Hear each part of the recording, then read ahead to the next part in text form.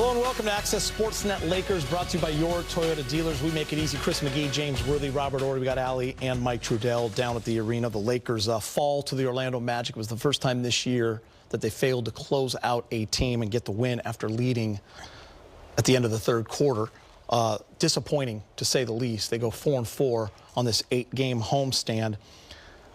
Listen, second chance points was a big theme tonight. 13 offensive boards for Orlando that turned into 15.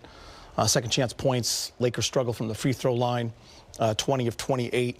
But when you look at this box score, the balance was there for the Lakers. It had all the makings for a win. Where did you see this game get away, James? End up with Orlando winning?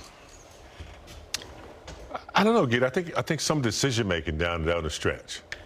You know, I think defensively, I think, you know, LeBron got kind of suckered in a little bit. And I was saying all the time, you got to stay at home on Bane. He's the big shot maker. And I think LeBron got suckered in for that big three. The offensive rebounds you talked about, Geeter. The inability to execute. Not fully using the 24-second shot clock to move the ball. You know, they had Ayton very involved, you know, and I think they stopped going to the bread and butter and they went back to some ISOs down the stretch that did not work in their favor. Offensive rebounds, once again, you know, it really hurt them. But I just think decision-making down the stretch, some defensive indecisions, offensive rebounds, I keep saying that. Just another disappointing loss at home.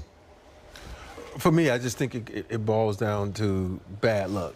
You think about, when's the last time we seen Rui shoot an air ball? But we lucked up and got that one, got in bounds. And then they had 2 offensive rebounds there. I call it 2 offensive. The guard sneaks in, gets it, then it goes the window. He puts it back. There's so many things like that. It's the way the ball bounces. And I figured when you have those moments where you need to knock out a team, you need to execute. And you don't, execution is boxing out. Execution is doing a little thing. Execution is not about doing what you do on the offensive end.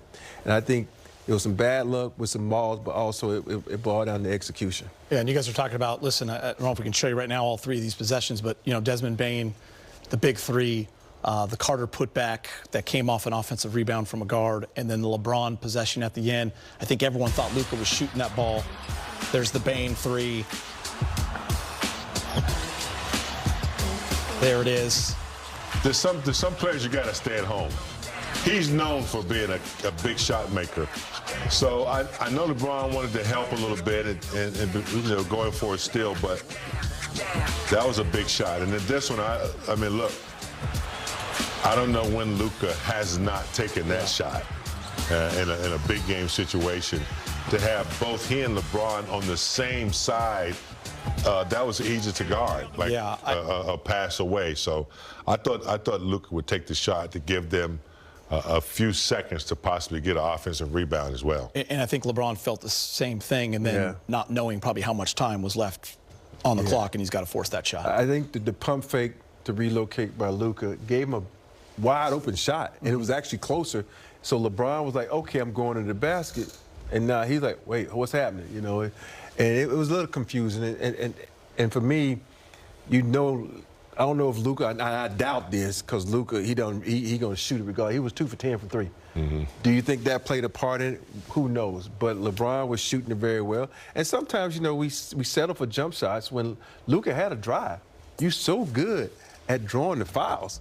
Just go ahead and drive. I know you weren't shooting it good from the free throw line either, but who knows? You got that Luka magic. It might have fell in. You got the and one. So I think there was a lot of things going on there, and it looked to me like they started thinking.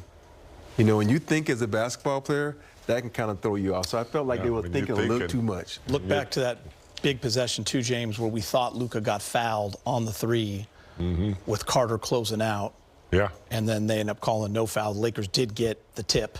Yeah. They had a jump ball at half court, but big play with when you think Luka's going to the free throw line for 3 up 1. That was a big play. I also know that, you know, one of our big game-winning, you know, shot makers is Austin Reeves. And I think with Luka not shooting the ball as well, tonight, you know, maybe you go to Austin, who's definitely, you know, gets in the interior of the defense. Probably wouldn't have been looking for a three himself. But, yeah, I mean, these are decisions that they make. Some work 2 in a row at home.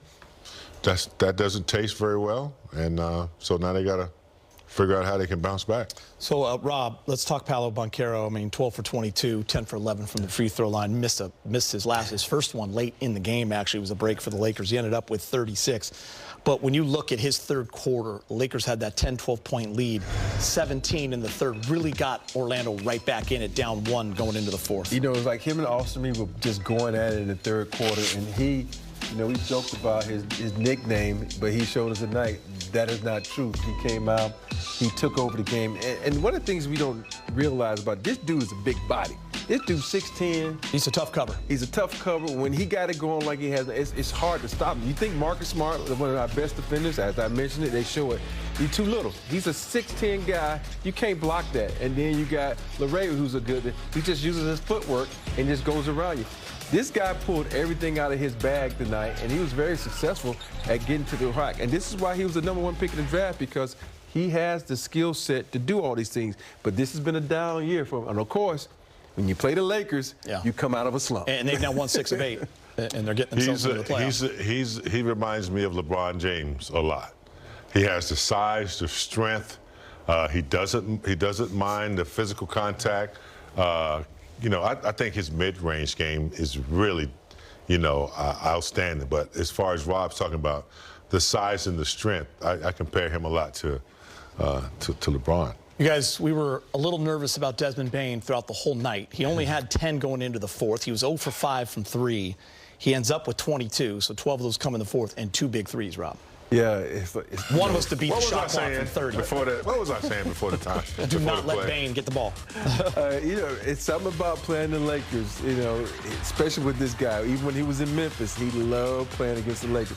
He talks a lot of trash. He plays hard. And let's give it to him. This guy, he has a killer instinct. He wants to go out and beat guys. He tries to intimidate guys, and he never gave up. In the second half, he shot the ball well. He played good defense. You know, you think about the moment when he got hot, LeBron, on a couple plays, didn't let him catch. LeBron was moving his feet and doing that, and all of a sudden, the last play, you know, I've made a lot of shots like this because everybody doing the last It's suckered in. The last seconds of game. Bane was the only player. He was the, if I look at it, the replay again, all other players on both teams were in that paint. Yeah, because Paolo was at the rim, which I didn't really realize. He was the only one that stood out there because he knew that they would find him. Yeah, Paolo was getting to the rim, and I think that's what brought everyone in, and he kicked it back out. Let's hear from Coach J.J. Redick, brought to you by your Toyota dealers.